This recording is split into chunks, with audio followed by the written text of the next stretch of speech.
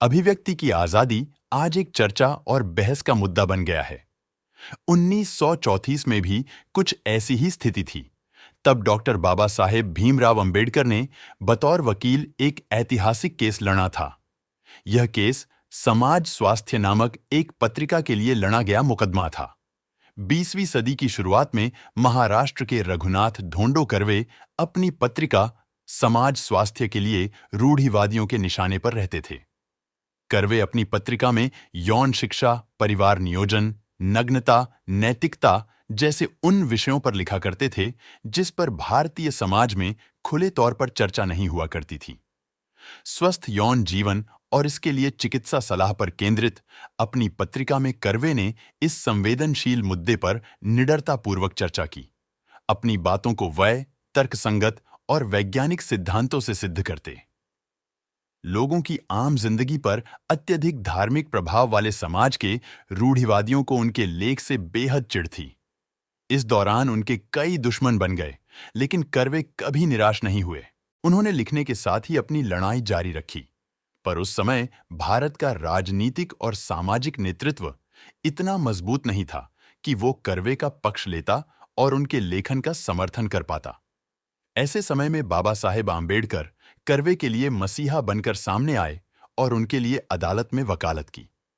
यह भारत के सामाजिक सुधारों के इतिहास में सबसे महत्वपूर्ण कानूनी लड़ाई में से एक है जो अभिव्यक्ति की स्वतंत्रता के लिए लड़ा गया। यह बात 1931 की है, जब कर्वे को पहली बार पुणे में रूढ़िवादी समूह ने उनके एक लेख व्यभिचार के प्रश्न के लिए अदालत में घसीटा। उन्हें गिरफ्तार कर लिया गया और दोषी ठहराए जाने के बाद 100 रुपये का जुर्माना भी लगाया गया। जब कर्वे ने उच्च न्यायालय में अपील की तो मामले की सुनवाई जज इंद्रप्रस्थ मेहता के सामने हुई और उनकी अपील खारिज कर दी गई। 3 साल के भीतर ही फरवरी 1934 में कर्वे दोबारा गिरफ्तार किए गए। इस बार समाज स्वास्थ्य के गुजराती संस्करण में पाठकों द्वारा निजी यौन जीवन के बारे में सवाल के जवाब रूढ़िवादियों को अच्छा नहीं लगा। यह प्रश्न हस्तमैथुन और समलैंगिकता के विषय में थे, जिसका कर्वे ने खुलकर उत्तर दिया था। तब समाज में इस तरह की बातें करना अश्लील और हानि पहुंचाने वाला माना जाता था। लेकिन इस बार कर्वे अकेले नहीं थे। उनके साथ मुंबई के एक सधे हुए वकील बैरिस्टर बी.आर. आम्बेडकर उच्च न्यायालय में उनके लिए केस लड़ने को तैयार थे। यह वो समय था जब महाड़ और नासिक सत्याग्रह के बाद आम्बेडकर वंचितों के लिए लड़ने वाले राष्ट्रीय नेता के रूप में स्थापित हो चुके थे। वो लंदन के गोलमेज सम्मेलन में आरक्षण की मांग और महात्मा गांधी के साथ प्रसिद्ध पुणे समझौता कर चुके थे। आम्बेडकर अपने राजनीतिक और सामाजिक मिशन में पूरी तरह व्यस्त थे, फिर भी उन्होंने कर्वे का केस क्यों लिया, और वो भी उस मसले पर जिसका समाज में अस्तित्व नहीं था और जिस पर तीखी प्रतिक्रिया का मिलना तो तय था। आखिर उन्हें कर्वे का मामला अपने हाथ में लेने की जरूरत क्यों महसूस हुई? मराठी नाटककार प्रोफेसर अजीत दलवी ने आम्बेडकर के उसी कोर्ट केस पर आधारित एक नाटक समाज स्वास्थ्य बनाया है, जिसका पूरे देश में मंचन किया गया है। प्रोफेसर दलवी कहते हैं, आम्बेडकर निश्चित तौर पर दलितों और वंचितों के नेता थे, लेकिन वो पूरे समाज के लिए सोच रखते थे। सभी वर्गों से बना आधुनिक समाज उनका सपना था और वो उसी दिशा में आगे बढ़ रहे थे।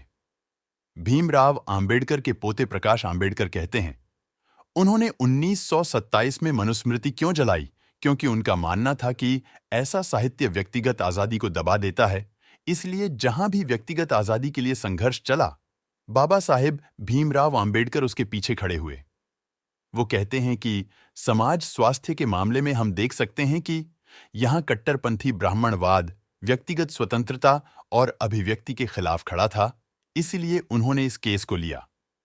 कर्वे के लेखों में उनका तर्कवादी विचार आम्बेडकर के लेखों और उनके कार्यों में भी साफ झलकता है। इसीलिए जिस विषय पर बड़े से बड़े नेता बोलने में हिचकते आम्बेडकर ने इसे आसानी से अपने हाथों में ले लिया।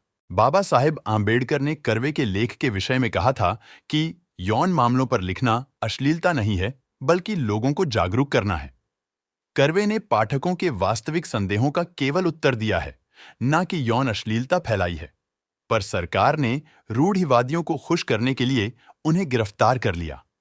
इसके आगे डॉक्टर आंबेडकर कहते हैं, अगर समाज स्वास्थ्य का विषय यौन शिक्षा और यौन संबंध है और आम पाठक उसके विषय में प्रश्न पूछता है तो उसका उत्तर क्यों नहीं दिया जाना चाहिए? यह आंबेडकर का सीधा सवाल था। अगर कर्वे को इसका उत्तर नहीं देने दिया जाए तो इसका मतलब है पत्रिका को बंद कर दिया जाना चाहिए। दलवी कहते हैं, आंबेडकर के लिए कर्वे को समाज की तथाकथित नैतिक मान्यताओं के अनुसार जवाब देने के लिए बाध्य किया जाना भी अन्याय है। मामले में फिर 28 फरवरी से 24 अप्रैल 1934 के बीच बॉम्बे हाई कोर्ट में न्यायमूर्ति मेहता के सामने दलील रखी गई। कर्वे के खिलाफ मुख्य आरोप यौन मुद्दों पर सवालों के जवाब देकर अश्लीलता फैलाना था। प्रोफेसर दलवी बताते हैं, आंबेडकर का पहला तर्क यह था कि अगर कोई यौन मामलों पर लिखता है तो इसे अश्लील नहीं कहा जा सकता। हर यौन विषय को अश्लील बताने की आदत को छोड़ दिया जाना चाहिए। इस मामले में हम केवल कर्वे के जवाबों पर नहीं सोचकर सामूहिक रूप से इस पर विचार करने की जरूरत है। हमारे राजनीतिक नेता आज भी इस तरह के मुद्दों पर कुछ नहीं कहना चाहते। वहीं आंबेडकर 80 साल पहले ही इस पर निर्णायक स्थिति में थे। दलवी कहते हैं, न्यायाधीश ने उनसे पूछा कि हमें इस तरह के विकृत प्रश्नों को छापने की आवश्यकता क्यों है और यदि इस तरह के प्रश्न पूछे जाते हैं तो उनके जवाब ही क्यों दिए जाते हैं। इस पर आंबेडकर ने कहा कि विकृति केवल ज्ञान से ही हार सकती है, इसके अलावा इसे और कैसे हटाया जा सकता है। कर्वे ने इन विकृतियों के जवाब देकर सही किया है। डॉक्टर आंबेडकर ने अदालत में इस विषय पर आधुनिक समाज में उपलब्ध साहित्य और शोध का उल्लेख भी किया। उन्होंने समलैंगिकों पर हेवलॉक एलिस के शोध को भी अदालत में पेश किया।